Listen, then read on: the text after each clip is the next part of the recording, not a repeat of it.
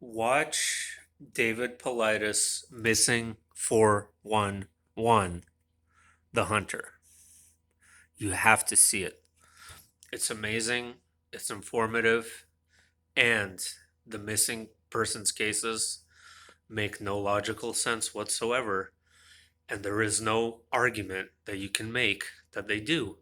When a dog can't pick up a scent, when a person vanishes without even a single trace, an experienced person, watch The Hunter, specifically The Hunter. Those cases are so impossibly amazing that I couldn't stop thinking about this documentary the entire day.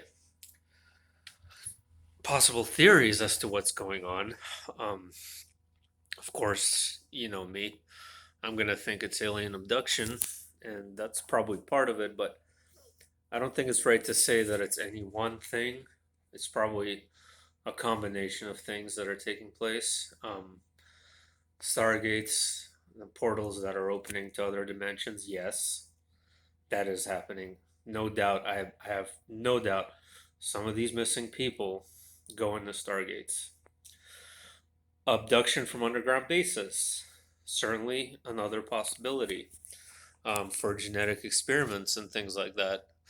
And I not only that, I do think that they choose specific people for specific reasons because they either have a specific blood type or a specific gene that they want. So these so-called disappearances might actually be planned years in advance. That's something to think about. Um, Having said that, I do think there is a possibility that we have a situation where there is mind control experimentation taking place. You have the situations where people go and they go around essentially in circles in areas that they know very well, in places that they've been to before, experienced people, and yet they find themselves stumbling about in impossible locations, leaving items of clothing in impossible locations. They end up way far from where they're supposed to be and hiked into areas that are almost impossible to hike into. Now, is some kind of frequency weapon being used as a some kind of mind control manipulation to drive a person mad and for them to subsequently end up killing themselves? Not out of the realm of possibility either. You have a situation where how are you going to test such weapons? Say you have some kind of high frequency, long range weapon that affects the mind. Yeah, you can do experimentation on animals, and you could use third world guinea pigs like we've been using for a long time, and that's no secret anymore. Um, but why do that when you could just use them right here at home and you beam the frequencies out and you cause people to hallucinate, you cause them to go around in circles and subsequently end up literally killing themselves in the wilderness. Far fetched, but who knows? Yeah, but definitely something's going on that is not normal, not normal at all. You just got to watch the documentary for yourself. Highly encourage it. And then you can come up with your own conclusions. If you think it's something rational, then I want you to explain to me what it is then. Because after you see it, you're not going to think it's rational. Trust me. Having said that, I want to get into a short little story about my strange experiences and how they started at a very, very young age.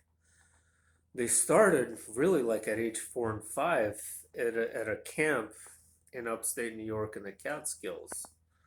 Um, it was not really a camp, it was like a summer retreat where a lot of Russians and Eastern Europeans used to go to during the summer between school breaks who lived in the city in New York where I lived.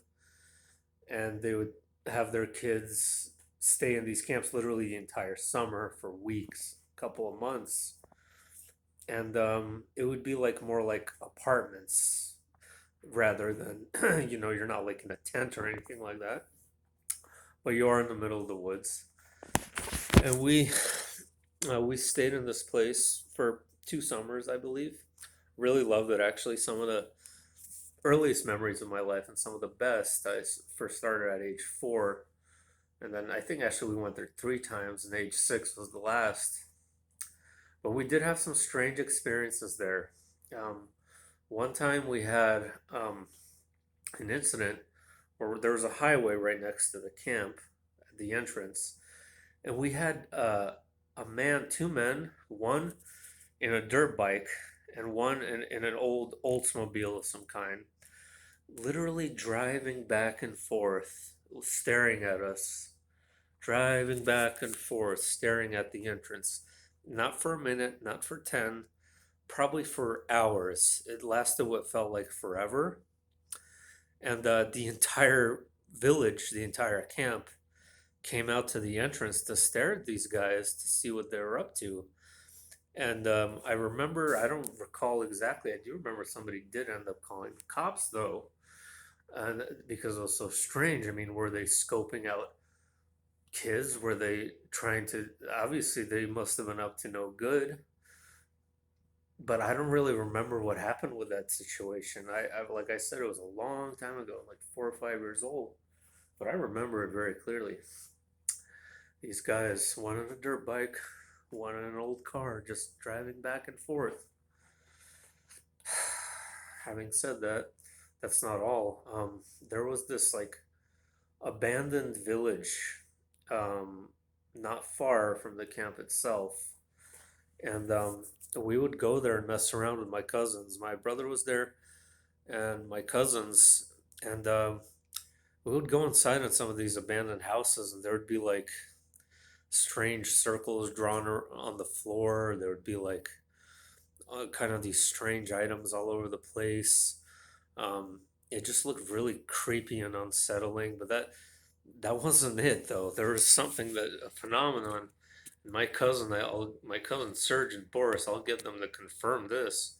Where there was this empty pool area where we would go up there, and if you yelled something or said something towards the direction of the pool area, you would hear a sound back, and it wasn't an echo, like something would speak back to you, and it did. We would say something, and then we would hear a voice say something back at us that would be coming from like not too distant of an area. And we're like, I remember we couldn't figure out what the hell it was, or if somebody needed help, or if this was a person messing with us, possibly. Remember us finding a skull nearby, not a human skull, it was an animal skull, but we kind of maybe suspected that there was some cult using these abandoned houses for whatever reason. But the pool thing, my cousin, I remember he decided it was cursed or something, that these voices were supernatural. But it was not an echo, it was not our own echo, it was something else that was taking place. Having said that, I really loved that camp. The pool, the movies that we would watch outside. Some of the best memories of my life going up there, Catskill Mountains, upstate New York. Loved it.